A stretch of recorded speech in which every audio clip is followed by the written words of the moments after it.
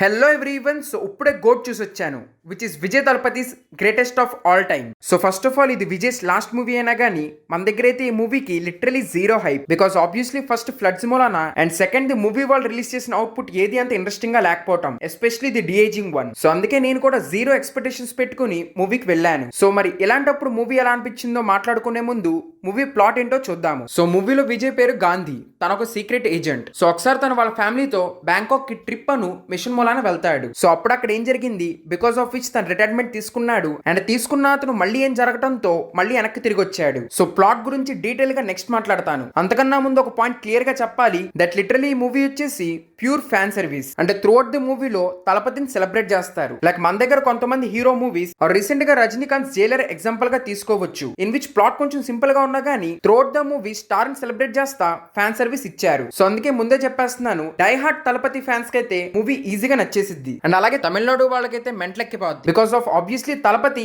అలాగే తల glimpse ఉందనొచ్చు. So వీటన్నిటి మూలన వాళ్ళకైతే పిచ్చి పిచ్చిగా నచ్చేసిద్ది. అండ్ ఇంకోటి త్రూఅవుట్ ద మూవీ విజయ్ అయితే అదరగొట్టాడు. అంటే మల్టిపుల్ క్యారెక్టర్స్ ఉన్నా గానీ రెండిట్లు మంచి క్లియర్ గా పోర్ట్రే చేశాడు. Like old one is more matured and young one ఏమో తెగ్గ సైకోక్ మెల్లే. సో అందుకే యాక్టింగ్ పరంగా విజయ్ అయితే డిడ్ వెల్. కానీ ఇక్కడ నా పాయింట్ ఏంటంటే ఈ సెలబ్రేషన్ కూడా వాళ్ళు హార్ట్ఫుల్ గా చేయలేదు అనిపించింది. అండ్ ఇక్కడ దీనికి ప్లాట్ కి సంబంధం లేదు, because I know fan service movies ఎలా ఉంటాయి అని. ఇన్ఫాక్ట్ దీంట్లో కూడా ప్లాట్ కొంచెం బేసిక్ గానే ఉంది. అండ్ నాకు తెలిసి ఒకసారి ట్రైలర్ చూసాక మోస్ట్ ఆఫ్ ది ఆడియన్స్ మూవీలో వచ్చే ట్విస్ట్లన్నీ ముందే ప్రెడిక్ట్ చేసేస్తారు. So plot is simple and okay, which is fine for me. But ఇలాంటి ప్లాట్ లో ఫ్యాన్ సర్వీస్ ఇవ్వాలంటే direction and music is very important. Like Jailer మూవీని ఎగ్జాంపుల్ గా తీసుకోండి, వేర్ స్టోరీ సింపుల్, మనకు ఆ షార్ట్స్ ను బీజిఎం తోనే ఆ రష్ ఇస్తారు. అంటే చూసేటప్పుడు జస్ట్ రజనీకాంత్ స్క్రీన్ ప్రెసెన్స్ కు మనం కనెక్ట్ అయిపోతాము. కానీ అదే ఈ మూవీ తీసుకుంటే ఫస్ట్ ఆఫ్ ఆల్ మ్యూజిక్ పరంగా అయితే ఈ మూవీ టోటలీ ఫ్లాప్. అంటే ఒక పాట గానీ ఒక బీజిఎం గానీ అసలు గుర్తుండేట్టు లేవు. సో విజయ్ ఎంత కష్టపడి డాన్స్ చేసినా గానీ మ్యూజిక్ మూలన చూడలేము. సో ఒక పాయింట్ లో వీళ్ళు కంప్లీట్లీ ఫెయిల్ అయిపోయారు. అండ్ రెండోది ఇంకా డైరెక్షన్ ఓకే పర్లేదు బాగానే ఉందనే లెవెల్లో ఉంది కానీ స్ట్రైకింగ్ గా లేదు. అంటే లైక్ మూవీ మొత్తం కూడా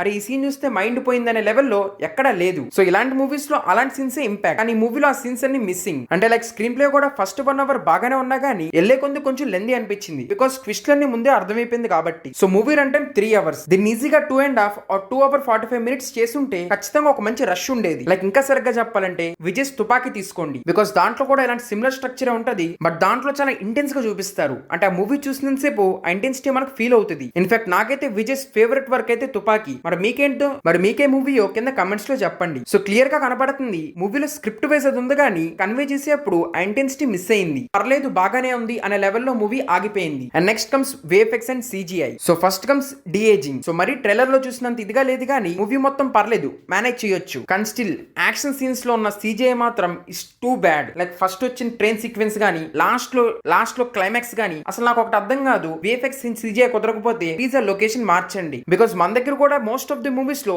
ఇదే మిస్టేక్ చేస్తారు. అంటే మైండ్ లో ఒకటి అనేసుకుని స్టార్ట్ చేస్తారు కానీ అది సిజిఐ లో వర్కౌట్ అవ్వదు. అండ్ అది ఎస్పెషల్లీ క్లైమాక్స్ లో జరిగింది కాబట్టి థియేటర్ బయటకు వచ్చేప్పుడు ఆ ఇంపాక్ట్ ఉండదు. అండ్ యాక్టింగ్ పరంగా విజయ్ గురించి ఆల్రెడీ చెప్పేశాను. సో తన తప్ప మిగతా ఎవరు పెద్దగా అనిపించలేదు. Especially Meenakshi character screen time or తన క్యారెక్టర్ ఆర్క్ రెండు చూస్తే అరే ఏంట్రా ఇది అనిపించింది. సో లిటరల్లీ తనైతే వేస్టెడ్. అండ్ మిగతా విషయాలన్నీ కూడా యాక్సెప్టబుల్. సో ఓవరాల్ చెప్పాలంటే నాకైతే మూవీ కొంచెం లెందీగా అనిపించినా గానీ పర్లేదు అనే కేటగిరీలో పెట్టొచ్చు. మరి బీస్ట్ ఆర్ వారసుడ్ లెవెల్లో ఈ మూవీ చిరాక్ తెప్పేదు. సో ఇంక ఓవరాల్ ఇదే నా గోట్ మూవీ మీద రివ్యూ. మీకు గనక నా రివ్యూ జెన్యూన్ గా నచ్చుంటే ప్లీజ్ లైక్ చేసి మీ ఫ్రెండ్స్ అందరికీ షేర్ చేయండి. అండ్ మీకు ఎలా మూవీ అనిపించిందో కింద కమెంట్స్ లో చెప్పండి. And for more interesting videos ఈ ఛానల్ సబ్స్క్రైబ్ చేసుకోండి. So thank you everyone. Next వీడియోలో కలుద్దాం.